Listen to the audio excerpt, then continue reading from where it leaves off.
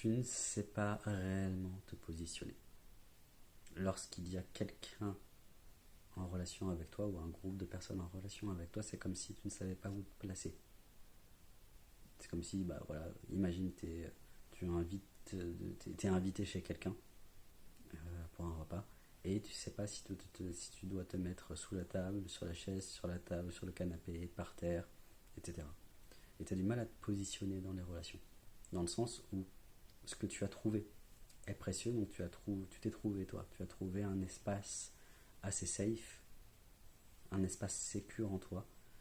Félicitations. Un espace suffisamment sécure pour que et précieux. Un espace de sécurité absolue et totale. Et donc, si tu rentres en relation avec quelqu'un, pour toi cet espace va être violé.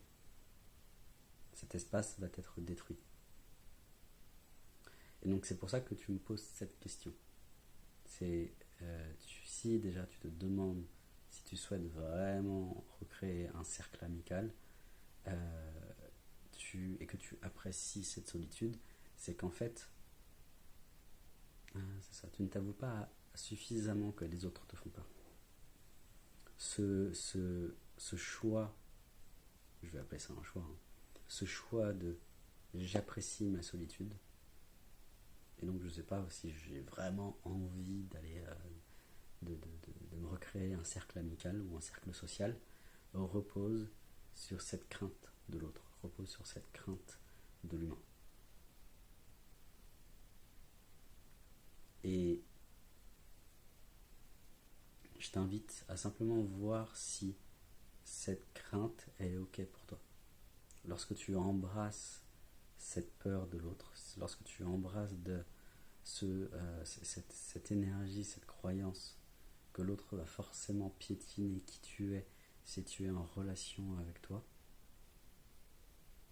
alors si tu te sens bien avec ça, continue. Si jamais il y a quelque chose, tu te dis c'est ok mais je me sens pas totalement bien avec cette sensation, goûte à la sensation. L'info que je suis en train d'aller chauffer pour toi, c'est que tu es un peu dans ta tour d'ivoire. Ouais, on est là-dedans. Il y a une tour d'ivoire, une bonne tour d'ivoire. Parce que lorsque tu es seul, tu vois les choses beaucoup plus claires. Lorsque tu refuses tout lien, tu vois les choses avec beaucoup plus de clarté d'esprit. Et ça te tient à cœur.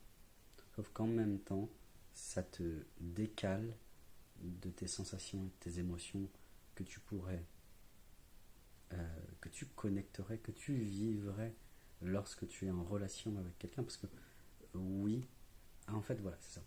Tu es déçu de l'humain. C'est pour ça que tu préfères juste ta relation avec toi parce que c'est confortable. Tu es déçu du comportement des autres êtres humains.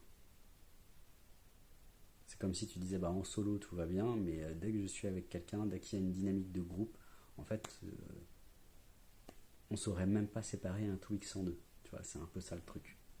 Et t'es déçu de l'autre, t'es déçu du comportement des êtres humains, et tu fais en sorte de reléguer ça à un autre plan. Donc c'est aussi une manière pour toi de conserver cette clarté d'esprit, parce que lorsque tu es aux prises avec, dans une relation amicale, familiale, amoureuse, professionnelle, eh ben tu es forcément en proie à tes propres émotions, en proie à ce que te renvoie l'autre. Et en creusant un peu plus, on tombe sur l'acceptation de soi. L'autre, c'est le reflet du miroir. Et tu es l'origine de ce reflet. Comme lorsque tu es devant la glace. Tu es devant le miroir. Qui tu vois, le reflet du miroir, c'est toi à l'origine. Et la matière et les relations fonctionnent exactement pareil. La matière te renvoie à un niveau, une information, une énergie très confuse en toi. C'est comme si c'était tout brouillé, et que tu ne voulais pas voir ça de toi. Tu ne veux pas voir cette image-là de toi. Et il y a quelque chose qui me fait dire que tu n'es pas en paix avec toi-même. Il y a quelque chose qui veut sa paix, veut sa tranquillité, veut sentir, ressentir cette sensation de sortie de guerre, de paix, de quelque chose de pacifique. Et l'autre te renvoie forcément les choses que tu te caches.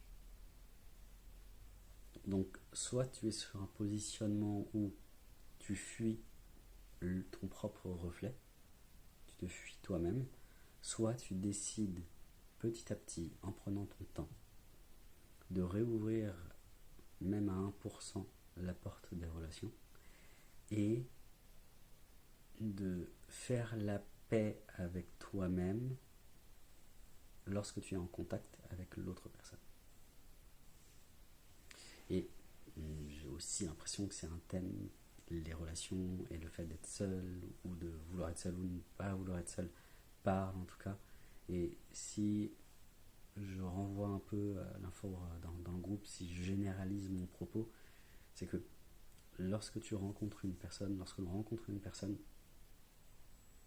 ce que l'on perçoit d'elle n'est pas la totalité de cette personne-là.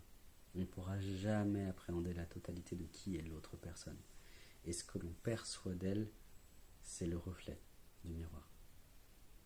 On va avoir un certain point de vue sur une personne de manière naturelle, spontanée, automatique, parce que on a besoin de voir ça de nous. Chaque rencontre avec l'autre, avec un extérieur, une situation, est l'occasion pour faire un pas vers soi. Et tant que ça, ce n'est pas compris, appris au niveau vibratoire, au niveau corporel, au niveau émotionnel, au niveau mental, tant que ce n'est pas acté, tant que ce n'est pas expérimenté, on ne peut pas l'intégrer. L'autre n'est pas un danger, l'autre n'est pas une source de stress. L'autre est une lanterne qui nous permet de voir, est une lanterne qui éclaire, parfois bien malgré les personnes, ce qu'on ne veut pas voir de soi. Les choses, parfois les toutes petites choses autour desquelles on a mis une grosse ombre. Ces toutes petites choses qu'on ne veut pas voir de soi. Que ce soit des émotions, que ce soit des croyances, des sensations. J'espère que la réponse t'aura parlé, j'espère que ça vous aura parlé, vous qui regardez la vidéo. Je propose toujours un approfondissement, que ce soit en session individuelle ou en coaching sur la durée. Donc si vous souhaitez approfondir la question des relations, de la solitude, du miroir et de comment ça fonctionne de manière générale, les relations et comment pacifier les relations, parce qu'en fait c'était ça le sujet de départ, n'hésitez pas à m'envoyer un mail via mon site internet qui s'affiche normalement en bas de l'écran, si j'oublie pas de le mettre, et pour qu'on vienne d'un rendez-vous et on pourra traiter ça de manière beaucoup plus posée pendant un rendez-vous en visio qui du coup est enregistré. Comme ça vous permet de l'avoir sur vous quand vous voulez. Je vous souhaite une bonne soirée et je vous dis à demain pour Cartographie de l'inconscient.